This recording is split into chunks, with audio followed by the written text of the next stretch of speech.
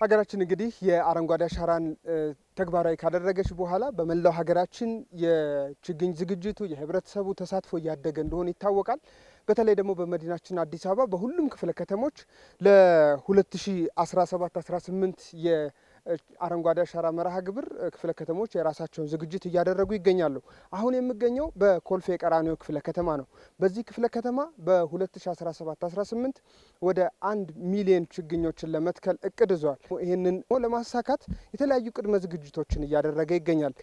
ወደ 800 ሺህ ያህል ችግኞች በዚህ ሰዓት ዝግጅታቸው ተጠናቆ እንግዲህ እንደምትመለከቱት የችግኝ ማፍላት ዝግጅታቸውን አጠናቀው እየጠበቁ ይገኛሉ። አብዛኛውን ስራዎች እያጠናቀቅን እንገኛለን። የመጀመሪያው ስራ የቦታ ልየታ ነው። በክፍለ ከተማችን ከ100 ሄክታር በላይ የሚሆኑ የችግኝ መትከያ ቦታዎች የመለየት ስራ ሰርተናል። ከዛ ባሻገር እነዚህ ሰፋፊ ቦታዎች ከምንተክላቸው ቦታዎች በተጨማሪ በመኖሪያ ቤት በተቋማት ግቢ ከግቢያቸውና ከግቢያቸው ውጭም ጭምር እንዲተክሉ እነሱን የመለየት ስራ በአጠቃላይ እስከ 1 ሚሊዮን ሊያስተክሉ የሚችሉ የቦታ ልየታ ስራ እነዚህን ስራዎች ቀድመን የማጠናቀቅ ስራ በሁሉም ወረዳ ሰርተናል። በክፍለ ከተማችን 2 ችግኝ ጣቢያዎች አሉ። በእነዚህ ችግኝ ጣቢያዎች የጥላ የውበትና የፍራፍሬ በራሳችን አቅም በክፍለ ከተማው አቅም እያመረትን የምንገኝበት ሁኔታዎች አሉ። እንግዲህ አሁን እዚህ የምንገኝበት የቀራኒዮ ችግኝ ጣቢያ ነው። እዚህ ሳይት ላይ ከ400 ሺህ በላይ ችግኞች አምርተናል። በአጠቃላይ እንደ ክፍለ ከተማ በ2 ችግኝ ጣቢያ ከ800 ሺህ ችግኞች በላይ አምርተን ለ2017-18 የክረምት መርሃ ግብር ዝግጅት እያደረግን ነው።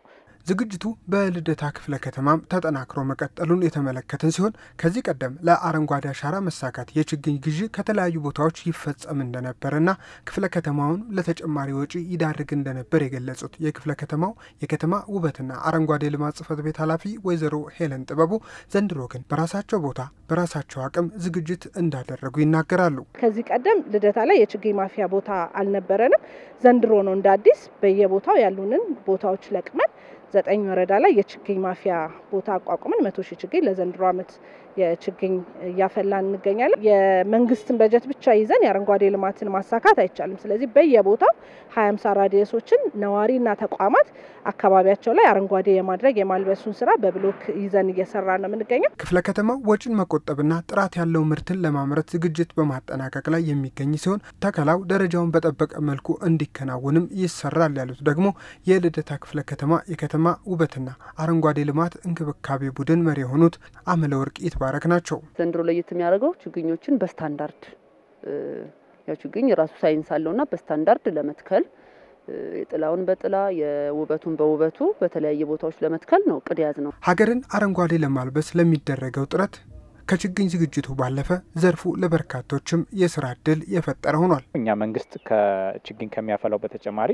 በስራ እድል የተደራጁ በጥቃቅንና አነስተኛ ኢንተርፕራይዝ በተደራጁ ማህበራት አማካኝነት ደግሞ ከ400 ሺህ በላይ ችግኞች እነዚህ ማህበራት ለማህበረሰቡ በተለያየ መንገድ በሽያጭ የሚያቀርቡ በእነሱ አማካኝነትም ችግኞች እየተዘጋጁ ያለበት ሁኔታዎች ናቸው። ለእነዚህ ማህበራት የሙያዊ ድጋፍ እያደረግ በተለያየ ወረዳዎች ላይ በዚህ ማህበር ተደራጅተው ማለት ነው እዚህ የምናፈላበት በመሰረቱ የስራ እድል ተፈጥሮላቸው በቀን ሰራተኛ ተቀጥረው ከ40 ሰራተኛ በላይ በዚህ ሳይቶች ላይ የሚገኙ በችግኝ ጣቢያ ብቻ በመንግስት ተቀጥረው የሚሰሩበት ሁኔታዎች ናቸው ያሉት። በፊት የቤት እመቤት ነው። ልጆቼን እንከባከባለሁ፣ ባለትዳር ነኝ። እዛ ያው የኑሮ ሁኔታ ባለቤቴን ለማገዝ ተቀጥሬ እየሰራሁ ነው። ጥሩ ነው፣ ደስ ይላል። ያው ህፃንን መንከባከብ ማለት ነው። ያው ቤተሰባችንን እናስተዳድርበታለን። ይሄን ከገባው በኋላ ነው ስራ ቅድማ ስራ አጥ ሰው ነኝ። ከዛ እዚህ ከገባው ይሄ በስነ ስርዓት እሰራለሁ። ከስራ አጥነት ነፃ ወጥቻለሁ። በደንብ እንሰራለን። ጊዜ ሰዓታችን ጠብቀን እንገባለን፣ ሰዓታችን ጠብቀን እንወጣለን። በቃ በደንብ እናንከባክባለን። ደስ የሚል ነገር ነው። በቃ ደስታ ነው የሚሰማኝ።